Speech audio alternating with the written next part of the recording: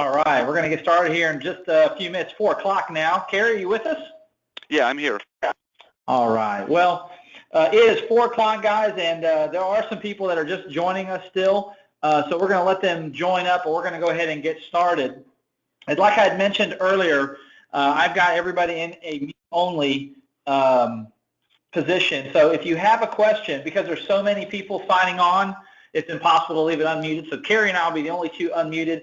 If you guys have some questions as we go along, I encourage you guys to raise your hand, type in a question, and if you type in your question, we'll get to that question either while we're going through the presentation or at the very end. I'm going to kind of briskly go through this so that we can make sure we cover everything. I want to try to have an opportunity for the last maybe 5 or 10 minutes to answer any questions. It is absolutely critical these days that you hire the right people, and there's some strategies. There's some things that we as owners need to take a look at when we're doing these things, when we're hiring, to try to make sure strategically we're making some good decisions. So without further ado, we will kick off. Kerry, I'd like to thank you for coming aboard with us today. Everything going good for you today? Fantastic. Beautiful day here in Phoenix. Yes, it's probably 115 there, isn't it? Yeah, it's about 100. It's nice. Man, 100, that's crazy. All right, well, we're going to get started. Well, my name is Tim Ross. I am the president of Mudlick Mail. We're real excited to start continuing our monthly webinar series. Kerry was nice enough, Kerry and I, for those of you guys haven't met, was nice enough to come on board and kind of present. Kerry is a very successful guy. He has been in the automotive repair business for, what, a little over 27 years, Kerry? Is that about right? Yeah, right about 27 years. Mm-hmm.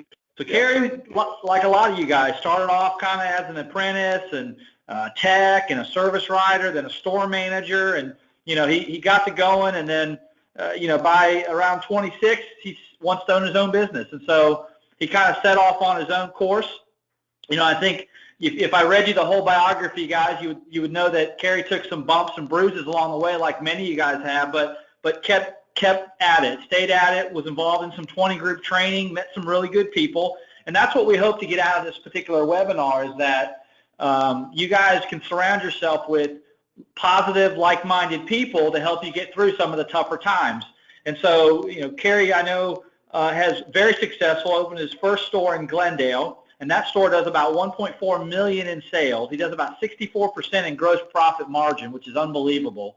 Kerry recently opened up a second store as well. His second store, he did $1.8 million in sales on his second store. It's unbelievable. This store is unbelievable. And I'm sure Kerry will share a little bit with you. He's thinking his second year for this new store is going to do $2.3 million. $2.3 million, guys. That's an incredible store. Kerry is very, very profitable, and he's one of those guys that really likes to help other people out. So, Kerry, I just want to take this opportunity to thank you for coming on board and spending some time with us. It's my pleasure. Thank you. Well, we're going to start real quickly going through this webinar, guys. Again, for those of you who just joined us, and I know there's a bunch of folks just starting right now, if you guys have a question, please feel free to type that question out. Everybody's currently muted. So I see Billy Hillmuth, you cannot hear anything. So let me know, Billy, I'm going to see if I can't help you out here. Got it fixed. Okay, Billy's back in the game. Perfect. All right, so we're going to get back in the game. Okay, here we go. So we're going to start off real quick on our first slide. I'm going to spend about 20, 25 minutes going through some of these questions with Kerry. If you guys have some questions, please type them in, send them over to me. Everybody, as I mentioned earlier, is muted because there's too many guys on board. And then we'll try to figure out a way at the end as we go through to answer some questions. So let's go ahead and get started. One of the things, Kerry, we talked about, is when you're looking for people, it's important that you have an understanding of what kind of person you're looking for, right? And it starts with a job description. So, there's 4 main people, that I think people have in the automotive repair business. I listed these 4 here. Let's talk a little bit about some of the things you look for in a employee on these 4 different topics, 4 different types of customers or employees. Okay. Well, starting with the general manager, of course, we need to find somebody with leadership capabilities. I look for people that don't actually do everything I ask them to do. I want people that will question me. Otherwise, if they do whatever I tell them to do, especially in a general manager position, you're hiring a follower.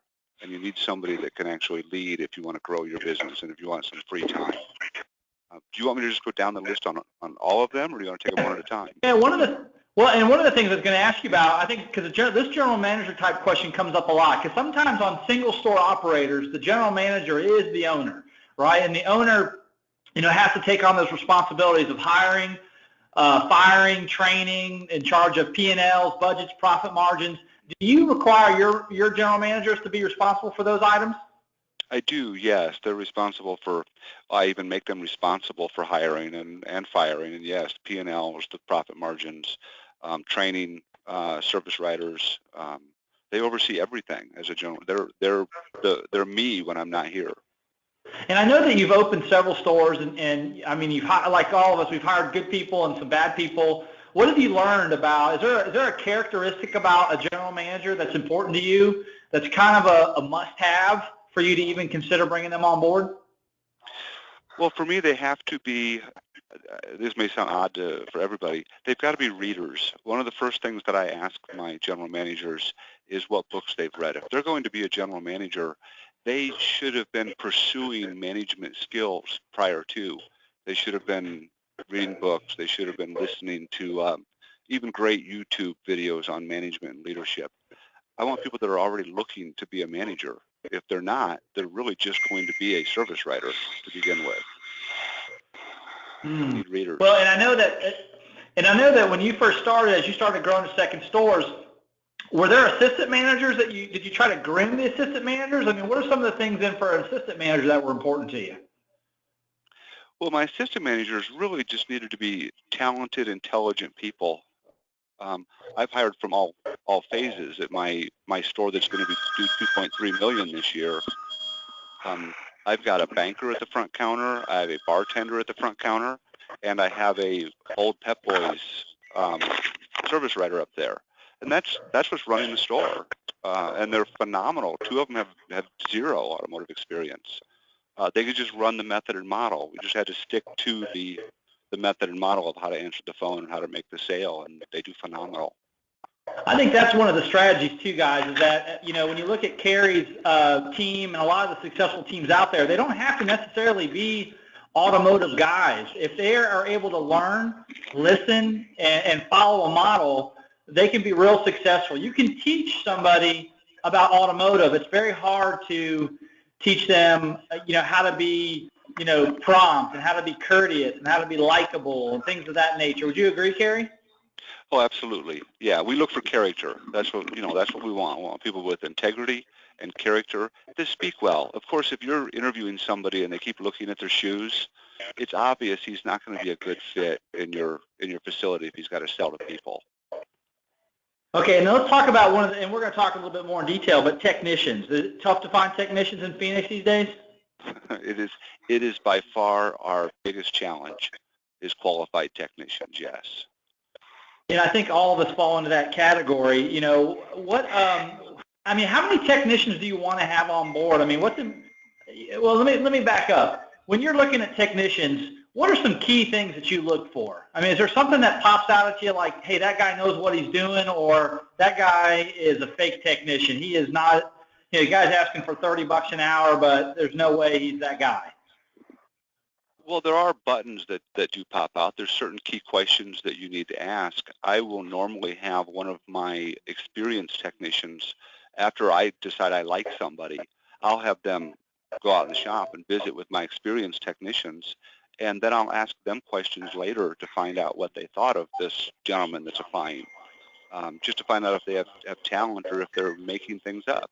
And you always want to back up by contacting their past employers. You want to know why they're no longer there, why they left their last position. But in this day and age, we're not near as particular as we used to be on technicians. We have lightened up our criteria a bit. They just have to be clean cut and not an alcoholic and doesn't do drugs with no felony. It's funny. I remember asking Greg Sands one time, does he drug test technicians? And he said, well, if I did that, I'd have no technicians.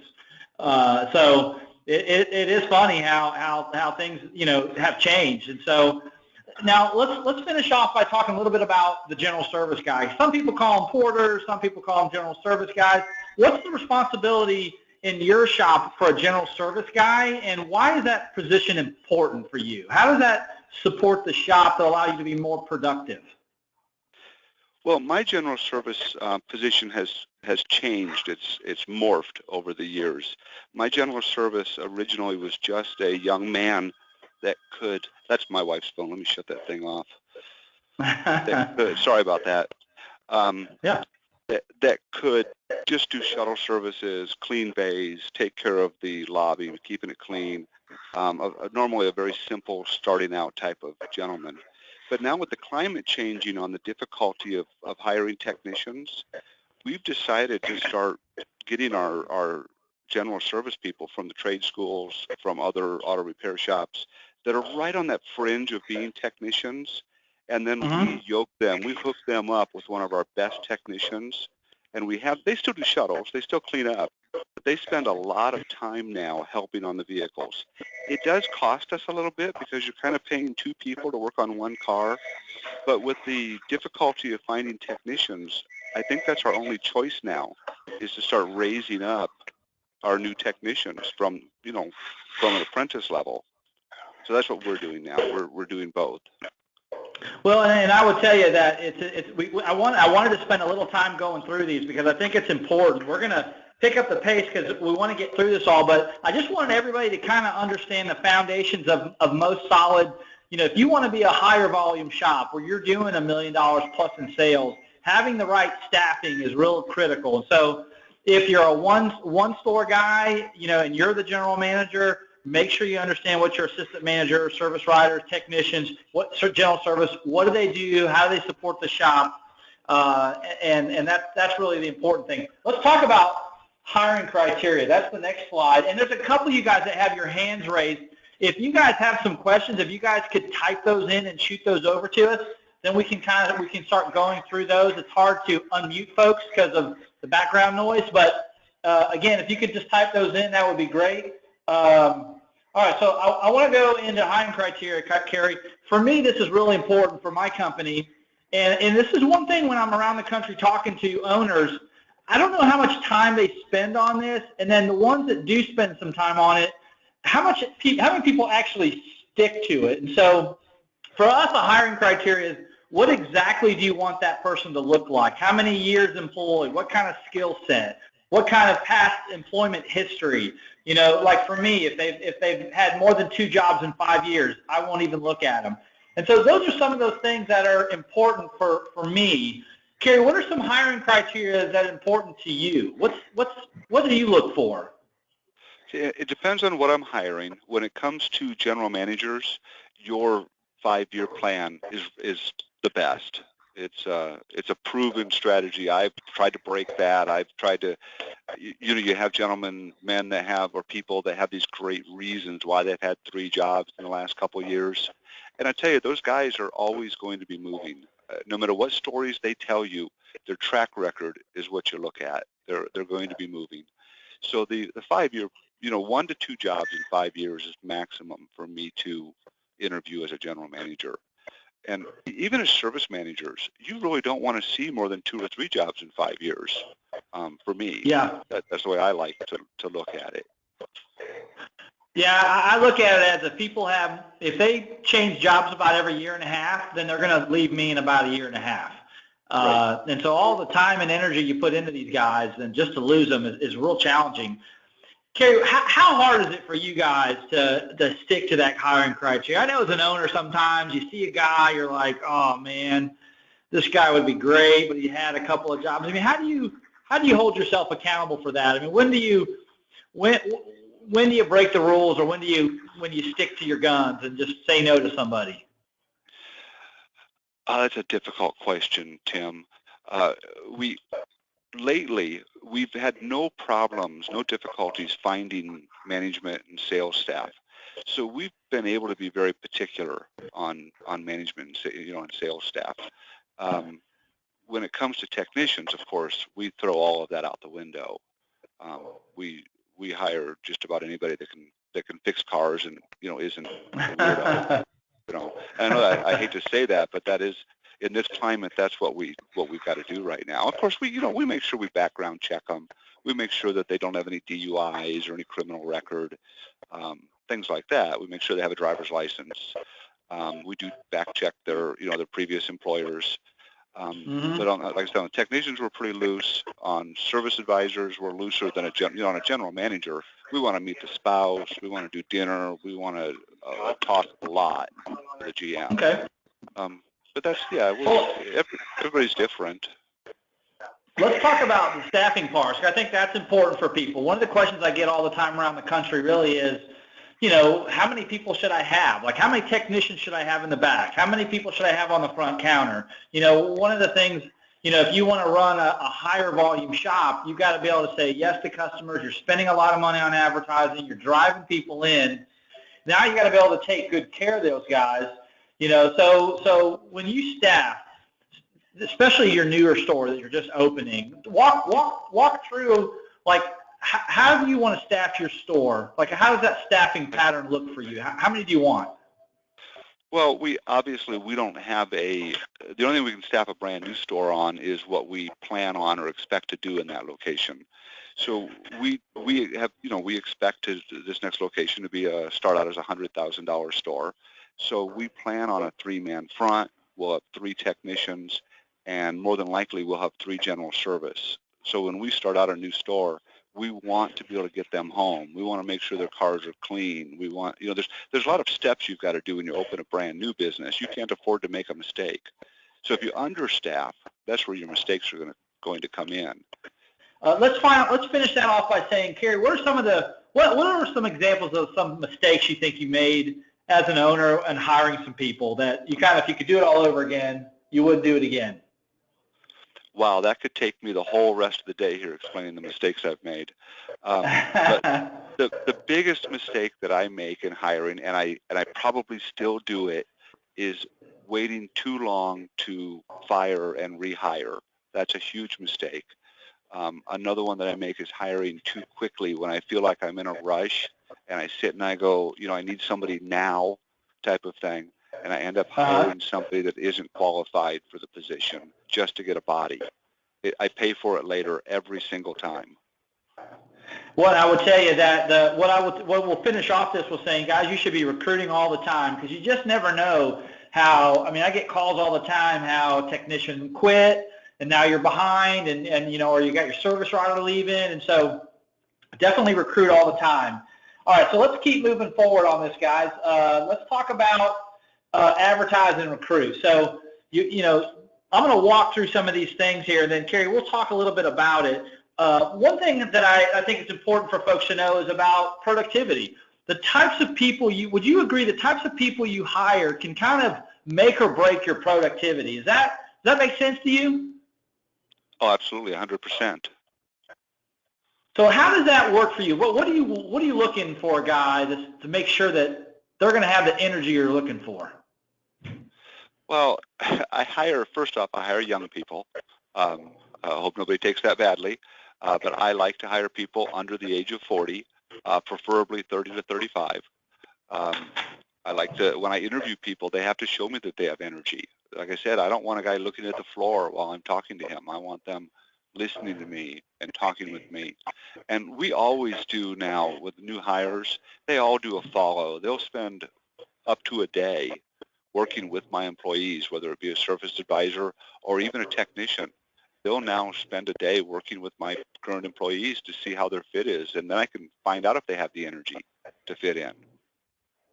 Well, I tell you, that's the biggest thing is if you have a cancer on your staff, it will just ruin your whole mojo in your shop. So I think it kind of goes down to one of those bullets about not being held hostage by your staff, and that really comes into play, in my opinion, Kerry. That's kind of when you're kind of so understaffed that all of a sudden the rules get changed or manipulated or have to be adjusted because you don't have a choice, right? You don't want to lose people.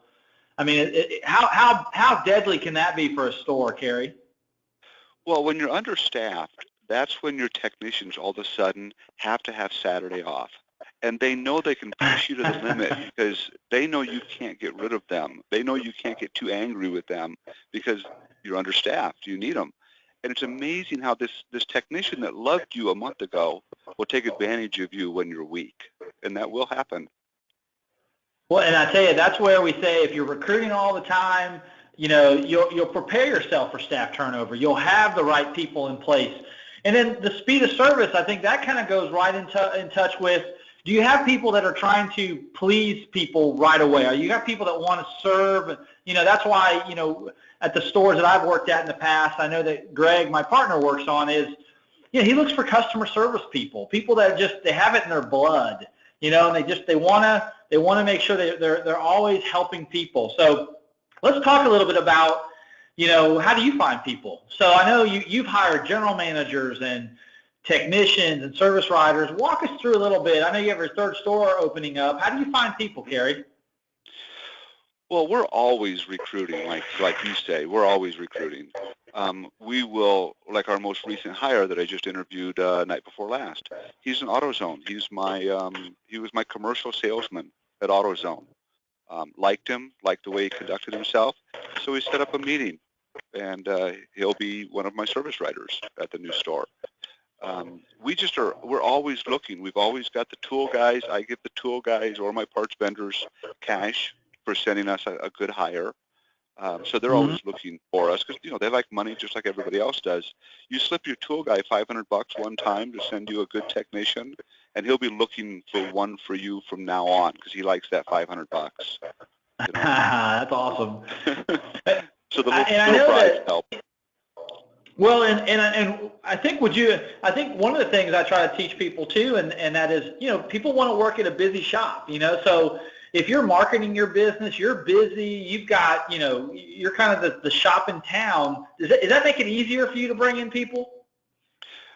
Well, much easier absolutely. If they can come in there and you can show them that your current technicians are logging 60, 70 hours a week, they're much more likely to jump on board under those circumstances if they know the hours are there. Nobody wants to come into a slow shop. They're already at a slow shop. That's why they're looking for a new job. Absolutely. And I think for you guys on the phone, one of the biggest things that I can't just emphasize enough, you'll hear it several times, is, you know, always look to upgrade your team. Always look for people. And sometimes you look for them in really mysterious places, right? A great guy, a waiter at a restaurant that was just fantastic, you know, great service, right? You can teach that guy how to do automotive, you know. So I would just encourage you guys to it's easy to leave work and shut down. Would you agree, Kerry? But to always be on your toes looking for people. Yeah, absolutely. And to play on that, I know we're pressed for time, but like I said, the banker that I hired was my bank manager. I banked with him for 6 years, and I hired him as a service writer, and now he's going to be a general manager at a store.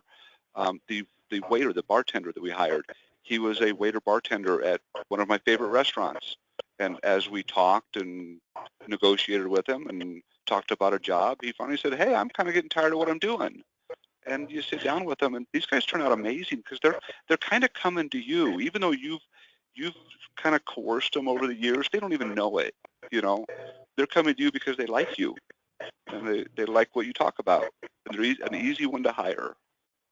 Well, and I think, and here's what I want you guys to take away from as well is, why does somebody want to work for you? You know, I mean, if you're sitting at your shop and you're thinking, well, man, I'm having a hard time finding people, or I'm having a hard time having people stick around, I feel like I'm always losing people, ask yourself, well, why would someone want to work for me? Like, what makes my store, my shop, you know, a place where people want to come? I mean, do you ask yourself that, Kerry? I mean, does that come up a lot in your mind? Every single day, yes. And you do have to have that enthusiasm. Well, and that's where, guys, if you can't articulate why people want to work with you, that's where you kind of need to write a list down and say, hey, listen, you know, is it the benefits? Is it the opportunity to make money? Is it the culture? Is it the maybe you have employee get-togethers once a quarter, maybe, but what makes it different? And I will tell you, sales helps everybody make decisions. It's always a fun place to work when someplace is busy. So you got to think of all the things that can impact busy. All right, let's talk about the resume review. I'm going to pick up the pace a little bit. This is some of the things we talked about. Kerry, no more than 2 jobs in 5 years. Right. Where that person's located. If they have to drive an hour and a half from work to get to you, probably not someone who's going to stick around long term. Track record. How important is track record to you, Kerry? It's very important. We go back on obviously the previous jobs. We want to talk to the previous employers. But I even go back and I want to know how they did in school. I want to know, did they do anything special in school? Did they get any accolades?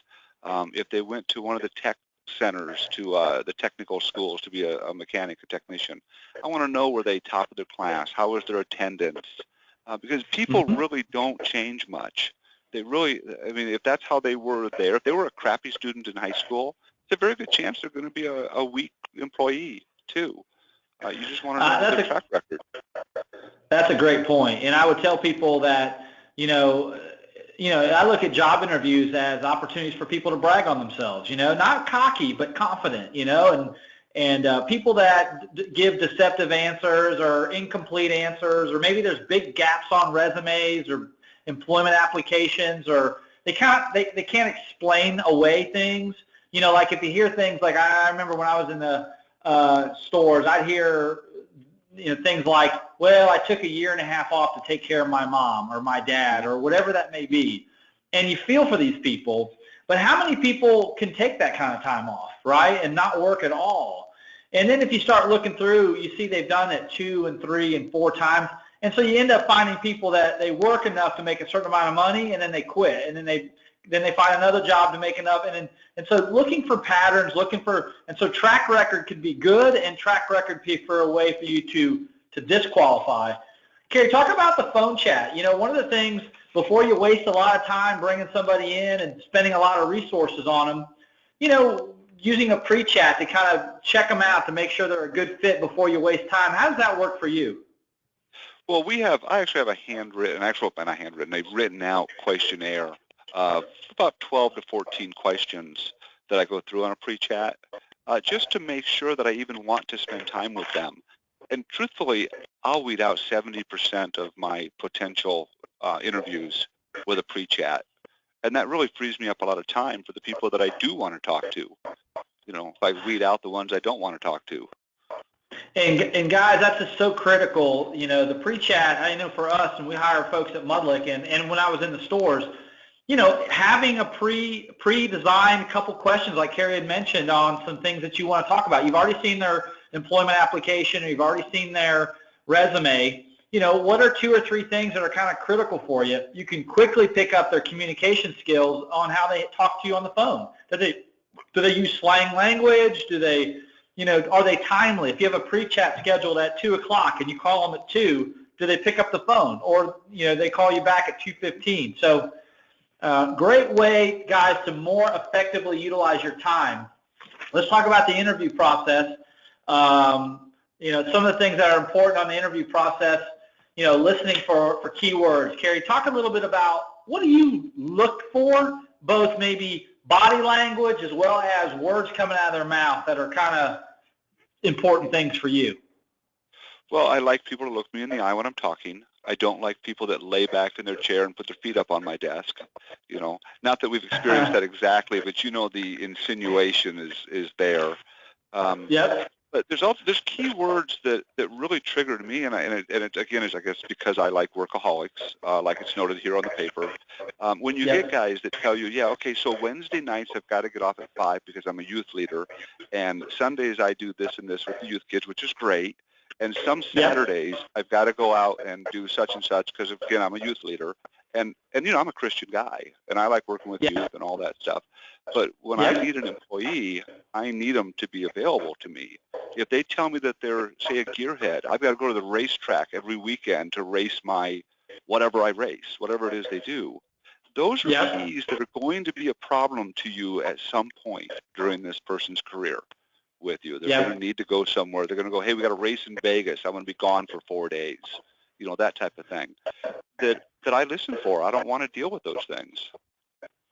Well, I think that's the key there. And what I would tell people is that whatever is your key topics, whatever's important to you, write it down and then try to stick to it. I know for Kerry, very much like Greg and myself, I mean, we like workaholics. We're all workaholics. And so, there's nothing more frustrating when you have an owner say, God, I can't stand this guy. He the only one who works 30 hours a week, and he's just never available, and he's just really hard to get along with, because he just doesn't want to help out. But yet you knew that going in that the guy was the gearhead. He had all these, things in his life that were very important to him, and that's great. But you almost do a disservice to the employee because you hire this person knowing on the pretenses that they've got these things going on, and you're trying to fit them into your world, and they just don't fit. And that's where that hiring criteria kind of comes into play from earlier. Don't get frustrated if you hire somebody that doesn't meet your criteria. You're looking for a workaholic, and you got a guy who's a clock watcher. Would you agree, Kerry, that? I mean, what are your thoughts on making sure you follow and stick to kind of a real specific person you're looking for? Well, for me, again, I have a written criteria for what we need, for what my GM needs to be, basically their job description. And you want to make sure that they can fit into that. You may want to go through your job description with them before you hire them. That this is what I expect of you. Are any of these a problem? During your third interview process. And if they are, they'll normally tell you. And if they agree to all of that, then they've agreed to it. And you can hold them to that later on. But if you don't give them your expectations right up front, they can pretty much do whatever they want to do, and you never held them to it because you never asked them to follow those things. Absolutely. And whether it be a first or second interview, guys, on this spreadsheet here, on this sheet, you can see some of the key questions that can help you guys weed out. How many hours per week do you normally work? And, why are you leaving your current employer? What do you do on your days off? There's certain things you can't ask, right? And so, but there's very easy ways for you guys as employers when you say, hey, what do you, and this is like one of the number one questions I always ask is, hey, what do you do on your days off? What do you do on your time off? If they have kids in the family, they're going to mention that. If they're a gear person, they're going to mention that. If they go to the racetrack every weekend, they're going to mention that. So Kerry, how do those questions kind of line up to kind of how you can kind of sort through people and kind of find out some information about them that might be important to you before you hire them? Yeah, these are all good questions. One of the number 5 is the one that I ask very early on in the interview. I normally would do that in the pre-chat. Are there any days of the week that you can't work? That's one of the biggest things that knock people out right away. Why is that important, Kerry? Go into a little detail about that, because I agree with you. Well, we are open on Saturdays, and Saturday's a game day for me. And if a guy tells me right off the bat that, I really prefer to not work Saturdays, but I'll do them. My wife will be angry, but I'll go ahead and work Saturdays. That tech or service writer, by the third Saturday, he's either going to quit or he's going to balk at coming in. And you have to listen to those things. If they can't be available to you when you need them, they're just not a good choice for you. And then this is really important too, is how do you end an interview with a candidate that you're not going to offer a job? So you've done your pre-chat, you brought the guy in, you're doing your interview. In the interview process, at some point you're like, this is not a guy that I want to bring in. What do you do? Well, me personally, what I do is I when they give me something that I know doesn't fit for me, I don't exit them right at that moment. We go through a few more questions, a little bit of small talk, and then I just basically stand up, I shake their hand, and I go, well, Mr. Jones, based on our interview at this time, I can't offer you a job. Thank you so much for coming in. I appreciate your time, and I lead them to the door. I don't let them start asking me questions why. You can actually get in an argument with a person that you never plan to ever see again or ever hire, and you end up getting in an argument with him because you allow him to ask you why you won't hire him. I just lead him out the door and thank him for coming in. That's a great point, and it keeps you out of legal trouble. Sometimes people let their emotions get to them, and if you just keep it simple, right? Hey, thanks for coming in. I don't believe this is going to, and what I think it's important. It's funny. Greg taught me early on, and I know you and a lot of the guys that have been doing this a while have gotten really good at it. It's important to tell the guy, hey, listen, I'm not going to be offering you a job, but I appreciate you coming in. That's a fair thing to do. Wouldn't you agree? Oh, yeah. I used to tease people. I used to tell them, hey, I'll give you a call. We'll see, let me go over some stuff when I know I'm not going to hire them. And that's so unfair to them because they think I'm going to offer them a job, So yeah, and I think that's where hopefully you guys can get from this is that, one, you don't want to waste their time, and two, you don't want to waste your time. There's no sense in sitting in an interview for an hour with a guy that you're not going to hire, right? So, and honestly, you're wasting their time. So, very good way to end it there. So let's go on. So you found a guy, you like him, this person's passed all the smell tests. One of the important things that a lot of people skip, I think, is the store visit and the follow. Kerry, why is this important? I mean, what are we trying to accomplish here for this store visit and the follow? Well, you actually find out a lot about the person. Again, whether it be a technician or a salesman, you get to find out, first off, how dedicated they are. If you ask a guy to do a follow, I never put a time limitation on their follow. I just say, hey, on Tuesday, can you come in, hang out in the front office, meet my guys, see what we do, and see if you like it. If they come in for 30 minutes and they're done and they've already left for the day, frankly, I'm not going to hire that guy. I want a guy that's going to come in here, spend some time, and really be interested in the job. And you can tell if they're interested. They ask a ton of questions. They watch what you're doing. You get to find out if they play well with your current employees. You do get to see a little bit of normally, a little interaction between them and a customer. They may just simply say hi to a customer. How you doing today? Can I get you some coffee? Those are keys, though, that you look for. Are they pleasant with people? And you're only going to find that out having them at your shop. So that's why. I know, and I think that's great. I mean, and it's funny. The guys, it's a great way to weed people out. You'll get some people who'll show up. They'll be there for 30 minutes and say, yeah, I got it. Thanks, Kerry. Do you need anything else? And they're out the door. And then you have other guys you almost got to kick out, right? Absolutely. And so, again, you're investing a lot of time and resources, guys. It's really important to do that.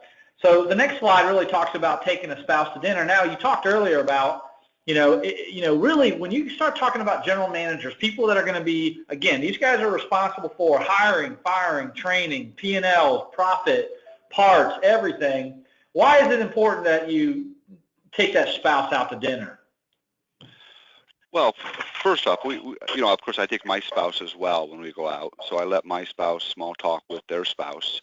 And this isn't just an experiment. And we really do this. This is important to me.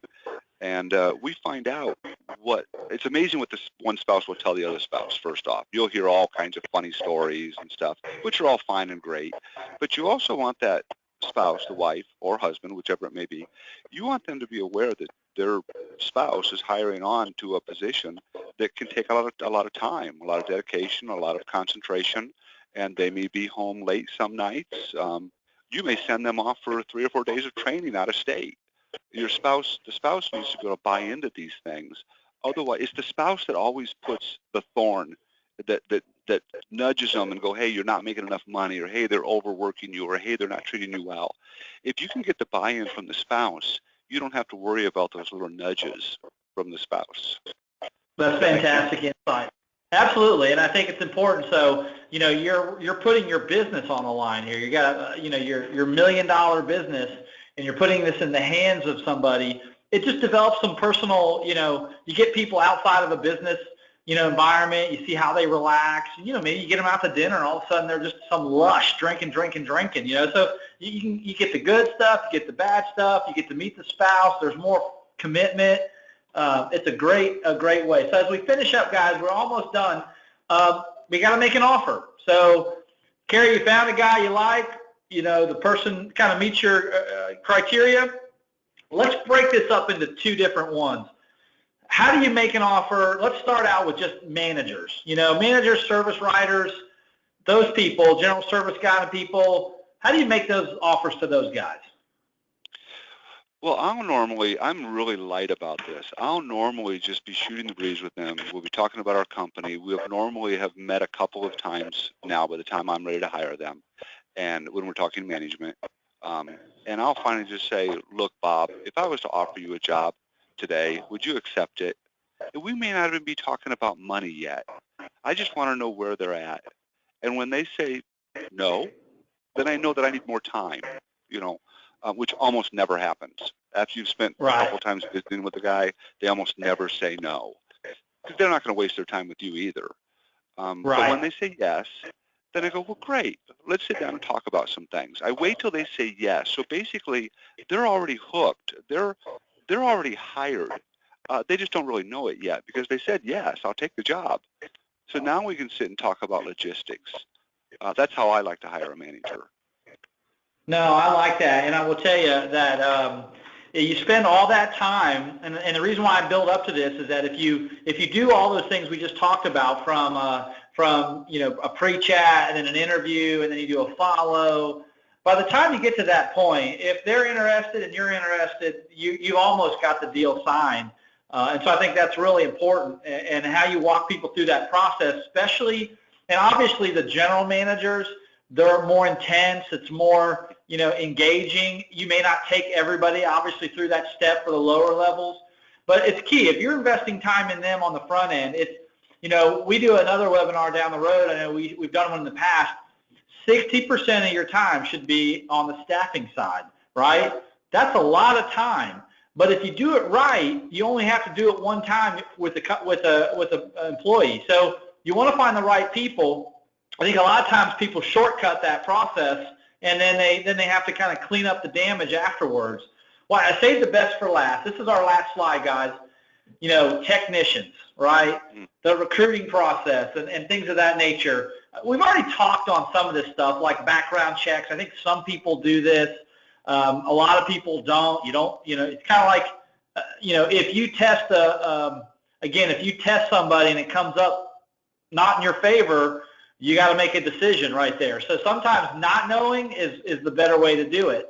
But let's talk about that recruiting process, Kerry. Like, one of the biggest questions I think that I get all the time is, how do I retain, why would a technician want to work for me? Like, I think that's important, that a lot of guys don't know that, and they're trying to hire people, and if they don't know why someone won't work for them, and then when they start digging, they can't even answer themselves why someone would even want to work for them. So, what are your thoughts about the recruiting process for technicians?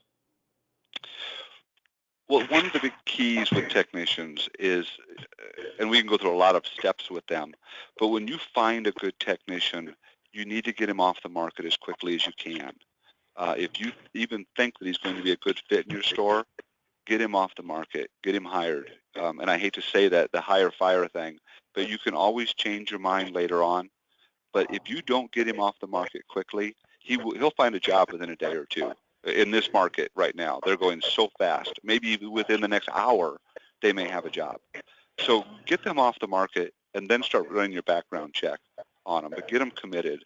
If you're really in bad shape for a technician, go get their box. If they're looking for a job and they're unhappy where they're at, tell them, look, I'd like you to start tomorrow. I'm going to send a tool truck over to pick up your box. Where's it at? Spend the money to get the box dropped at your shop. You need to take the lead with the technicians. Now, Kerry, have you ever done like a sign-on bonus or anything like that to lure them in? I have, but I've done after you've been here for a month, I'll give you such and such I don't ever do it up front on a sign-on bonus. They've got to work for me for a month, and then I'll give them, I call it a sign-on bonus, but they have to be employed for a month, and then we'll give them, 500, 1,000, whatever it happens to be for that particular job. I have also offered short time guarantees for people, especially when you're opening new businesses, new sites. We may give a guarantee for the first month that they're working for us. But I never give a full-time guarantee to somebody. And as far as, I was a technician, probably a lot of the guys on this phone were technicians at one point. And when I was a technician, all I really was concerned about was how many hours can I produce? Do you have the work in the shop? Do you have enough cars? That was if your technicians can see that they can make money and they can produce in your store, that's the main, especially good technicians. They just need cars. That's the main thing they're looking for. And you can throw them all kinds of benefits, 401k, all these things. But their biggest thing is they want to work on cars. They don't want to be standing around. Well, and I will tell you, and we'll close with this, is that, a lot of you folks, it's much easier. Would you agree, Kerry? The time to hire technicians is definitely not in the summertime, right? When things are busy, yes. Harder to find technicians? Much. And so I get people all the time saying, well, what's the tricks and where do you advertise and how do you, and I tell, if Greg was in the room, Sands, and some of you guys know him as he's the CEO and partner with me, he will tell you, and Kerry will probably tell you, is it's best to hire them when the season is slow. You hire those guys in February, March, right? But you have them on board ready to go. And like Kerry said, go get their box, and the size of their box is a big deal. Can they carry their box in, or do you have to get a tow truck, and so I think the moral of the story with the technicians is based on your market, based on your needs, everybody's going to be a little bit different. For Kerry, he's able to, incentivize them differently than somebody that maybe in Houston, Texas, right, where it might be so competitive. You may have to offer a sign-on bonus. Here's what I would tell people is, how much is a technician worth to you, each week, each month that they turn wrenches, and how much are you losing each month, each week that you don't have a technician? And so how much would you pay to get a guy in the door? And so sometimes, we have to be kind of understanding of that. Is you may give $1,000 to somebody, but that technician's going to turn $10,000 worth of work for you in the first week, or $20,000 in the first week. And so is $1,000 that much, right? And so for us, and you can go onto our website, mudlickmail.com, and go into the Automotive Learning Center. We'll have what we call a time loan, where we'll give a sign-on bonus, $1,000. I've had Greg's even given $2,000 and $3,000 bonuses at times, but it's a time loan, meaning they got to stay for 6 months. We kind of do it invertly how Kerry did it, where every month that they're there, if it's $1,000, they kind of work off 1/6 of it, right? So after 6 months, it's free and clear. So again, a lot of creative ways to do it. I think you guys need to be proactive. Kerry, any last thoughts just overall about hiring, staffing, recruiting that's important that you kind of want to leave the group with? The only thing that I've fallen in weakness on and we're working on is the continuously recruiting. It's don't get lazy. When you feel like you're all staffed up and everything's going great and you just go, well, heck, I don't have to run that ad anymore. We're going to stop recruiting for a while. That's when something happens. That's when somebody's mom dies or they have some tragedy they have to take care of, or who knows what it is, and you lose one of your key people for a while. You just can't let that happen. You can't be caught with your pants down when that happens. Always be recruiting. Well, and one of the questions, and if you guys have some questions now, will be the time for you guys ahead to type those in and send them to me. One of the questions that came up, Kerry, is about the sign-on bonus. So I know Kerry explained his sign-on bonus. Is there any other ways that you do sign-on bonuses, Kerry? That's the only way I've done them. And truthfully, I've only had to do a sign-on bonus, I think twice in 20-some years. They're just looking for work. Well, and a lot of people, guys, if you're looking for alternatives, again, I would go to mudlickmail.com and go into my Automotive Learning Center, but we have what's called a time loan. And so one of the questions was, what's your guarantee to start? So why don't we do that, Kerry? You got a new store, or let's say you have a new technician, and that person you want to bring that on board. When you said you're going to guarantee them for the first month, what's that usually mean to you money-wise? Well, we'll normally guarantee them hours. We'll give them a 30-hour guarantee is what we'll do per week for the first month. And based on whatever agreed upon rate? Correct. Whatever and the rate can be anywhere from $25 to $35 an hour, whatever we hire them at. We'll guarantee them 30 hours a week. And again, we very seldom have to ever pay that out because the good technicians obviously outperform that. Yeah, and I would tell you guys that if you are needing some creative ideas for bringing on folks, again, go to the website. You can get some good information. Send me an email. I can get with Kerry as well. He's very happy to help. But I will tell you, whether it's guaranteeing hours, whether it's bringing them on a sign-on bonus with after a month, or if you need to do it right off the bat, there's a way for you guys to do that. I would go on to our website. It's called a time loan. Again, it's a great way to offer somebody money to come in, and then basically you're holding their paycheck, and if for whatever reason they leave, then you can deduct it out of their paycheck. If they go to work for somebody else, when you find out, a lot of times you call that owner and say, hey, listen, that guy, Brian owed us, that technician, owes us $2,000 for a sign-on bonus, and they'll usually be able to work something out. So, well, it is 4:46. Kerry, I just want to say thank you very much for taking the time to be with us today. I know you got a lot going on. You got your third store opening up here in a couple of weeks, and I just want to thank you very much for your time today. Well, my pleasure. Hopefully I helped somebody.